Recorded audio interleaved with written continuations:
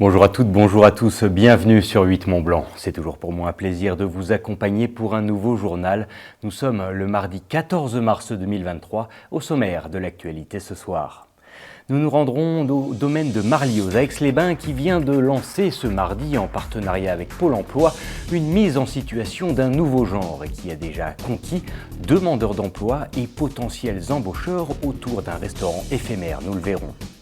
Et puis nous reviendrons sur le problème du frelon asiatique sur notre territoire, des prédateurs contre lesquels le département de Haute-Savoie a investi avec de nombreux pièges qui sont installés en ce moment.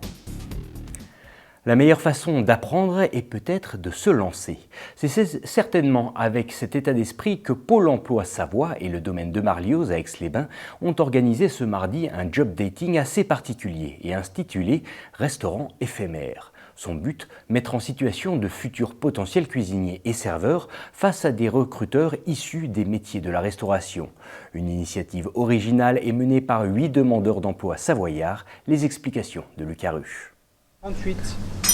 Midi pile, il est l'heure pour ce restaurant d'envoyer ses premières commandes. Mais petite particularité aujourd'hui, les cuisiniers et serveurs sont en recherche d'emploi et les clients sont des recruteurs potentiels.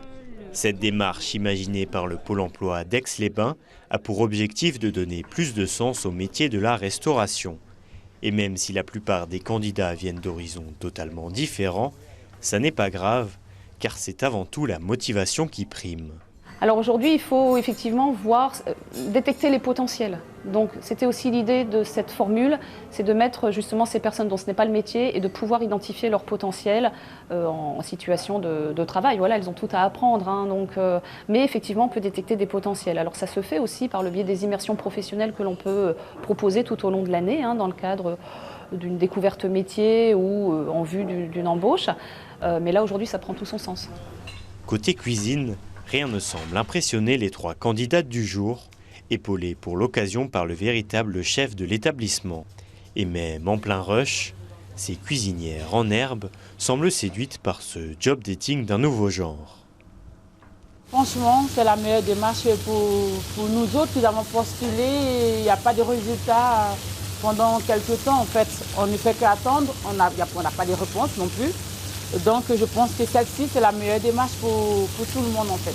Quand on fait un entretien avec un recruteur, on peut dire tout ce qu'on veut de nous, mais on ne sait pas ce qui se passe concrètement. Donc là, au moins, ils ont une petite présentation de comment on peut travailler aussi bien en cuisine qu'en salle.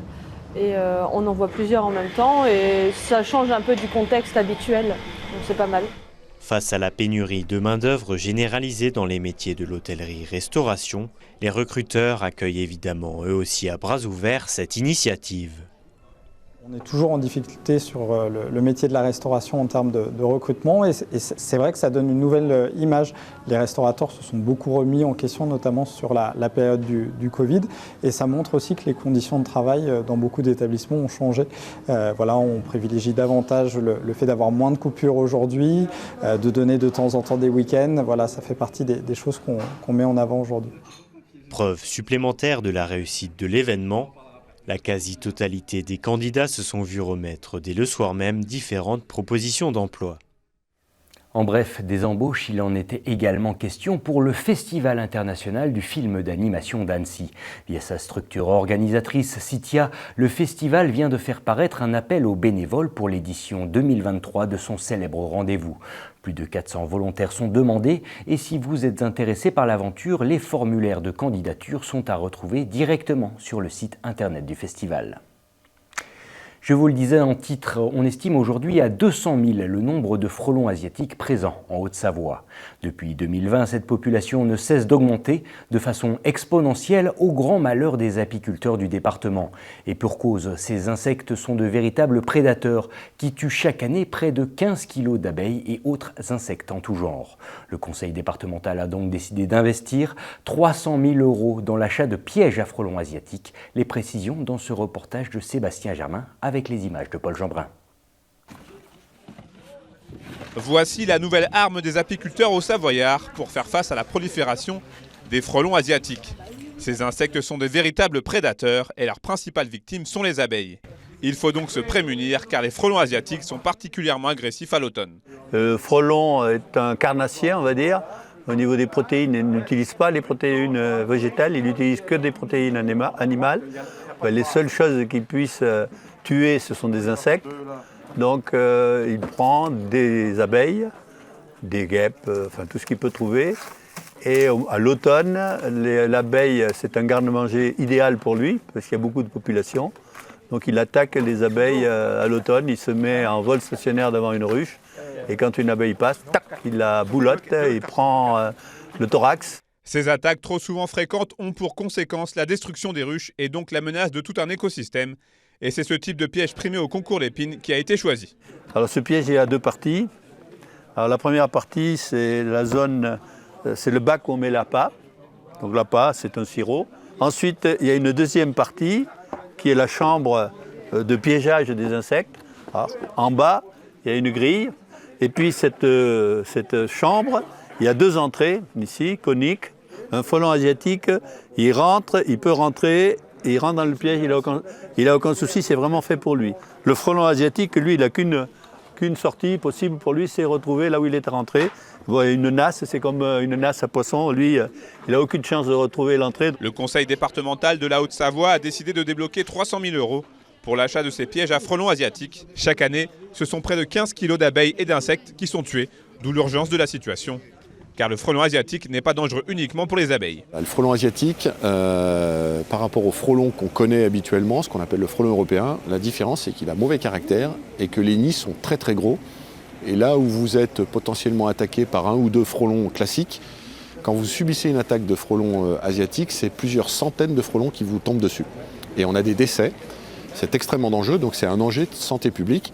On peut avoir l'exemple d'un nid qui est à côté d'une école, et donc c'est potentiellement très dangereux. Ces pièges n'ont évidemment pas vocation à éradiquer le frelon asiatique, mais plutôt à ralentir sa croissance exponentielle.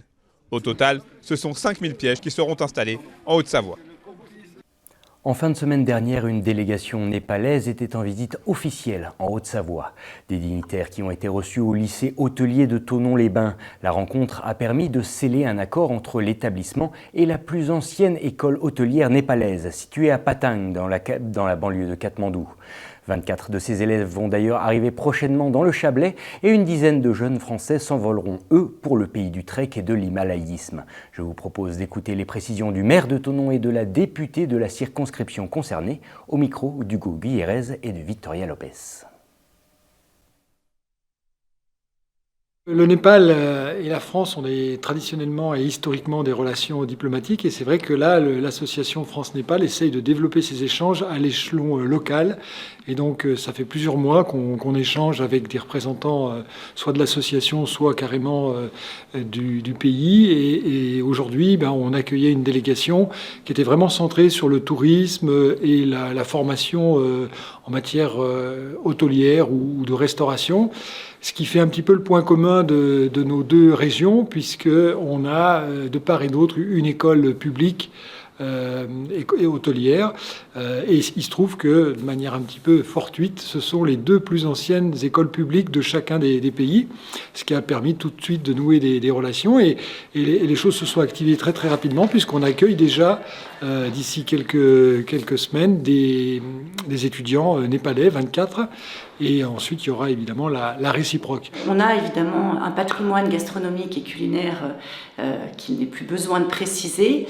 Et l'idée, c'est de pouvoir défendre justement notre patrimoine gastronomique et puis aussi de pouvoir accueillir des étudiants du Népal pour pouvoir découvrir leur culture. Derrière cette idée de partenariat, c'est évidemment la promotion de l'excellence française et la promotion non seulement du patrimoine gastronomique, mais aussi de nos formations qui sont vraiment reconnues et vraiment a fortiori le lycée hôtelier de Thonon.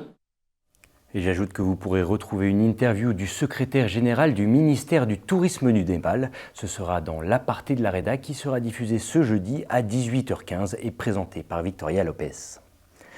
Chez moi ou presque, voilà le titre du récit de Stephen Ngache. Ce jeune Camerounais a quitté son pays à l'âge de 15 ans. Menacé de mort, il a trouvé refuge en France après un long périple. Il raconte son parcours compliqué dans un livre paru en 2020. L'œuvre est aujourd'hui étudiée par les élèves du lycée où il a lui-même étudié à la Ravoire près de Chambéry. L'auteur a rendu visite à ses lycéens il y a quelques jours à peine. Victoria Lopez a assisté à cette rencontre. En conclusion, je dirais, je suis venu seul en France et en route, j'ai rencontré une famille. Ces quelques phrases, lues en chœur par des terminales du lycée professionnel de la Ravoire, ont été écrites par Stéphane Ngatcheux, ancien élève de l'établissement. Fils héritier d'un roi dans une région de l'ouest du Cameroun, Stéphane a fui son pays où il était menacé de mort. Il raconte dans ce récit son long et périlleux voyage jusqu'à Chambéry. Son œuvre est aujourd'hui étudiée par les élèves qui lui succèdent sur ces bancs. De revenir dans ce lycée, c'est un moment de joie, c'est un moment de plaisir. C'est aussi me dire que je reviens sur mes traces, sur mes pas, pour mieux avancer. Donc ma venue aujourd'hui, c'est un sentiment de force. Chez moi ou presque, c'est aussi le récit de 22 heures d'une navigation abominable. Un Zodiac en surcharge qui chavire et 40 personnes qui perdent la vie dans les vagues sous les yeux de Stéphane. Son histoire a touché ses élèves qui ont étudié son œuvre avec leur professeur de lettres et d'histoire. Ce que je retiens, c'est une leçon de vie. Moi, j'ai beaucoup aimé, c'était captivant et ça nous met en fait la réalité en face des traumatismes qu'il a eus et puis la personne qu'il est devenu avec ces traumatismes. J'ai des origines africaines et je sais que par exemple mon grand-père est venu en France et du coup il a aussi écrit des livres et ça m'a donné envie de découvrir donc l'histoire familiale. Alors cette œuvre, tout d'abord, elle entre particulièrement dans le programme, dans l'objet d'étude de CAP, se dire, s'affirmer et s'émanciper. Cette œuvre, avant tout, elle m'a plu, je l'ai lue, je l'ai faite ensuite découvrir aux élèves à travers des carnets de lecture et devant l'écho qu'elle a suscité parmi les élèves, j'ai décidé de l'étudier dans un parcours de lecture. Et donc les promotions que vous avez vues aujourd'hui sont les promotions qui ont donc ouvert cette étude et elle a créé effectivement, comme ils l'ont très bien dit, des échanges, une harmonie et elle les a fait lire. Mon adolescence n'a été que souffrance physique et morale. J'ai 18 ans et je suis sans âge.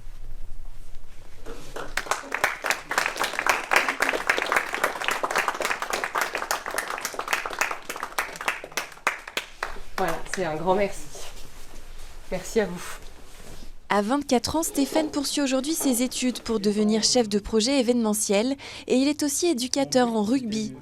La suite de son histoire sera publiée très prochainement. Je vous propose à présent de retrouver des sports de saison, ou presque, car ce lundi a débuté la 8e édition de la Lécarode, une course de chiens de traîneau de 9 étapes qui rassemble les meilleurs mushers de la planète et comptant pour la Coupe du Monde IFSS. Après l'annulation des 2 premières épreuves iséroises initialement prévues ce week-end, le top départ a donc été donné ce lundi depuis la station savoyarde de Crévolan. Vous retrouverez d'ailleurs à ce sujet un reportage complet réalisé par Lucas Ruche dans le journal de demain, mercredi.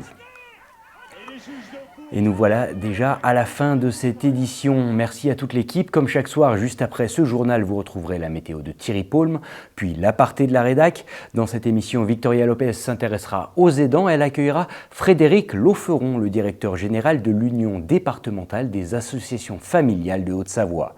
Quant au prochain journal, c'est demain à 18h. Et d'ici là, comme chaque soir, je vous souhaite une très belle soirée sur 8 Mont Blanc. À bientôt.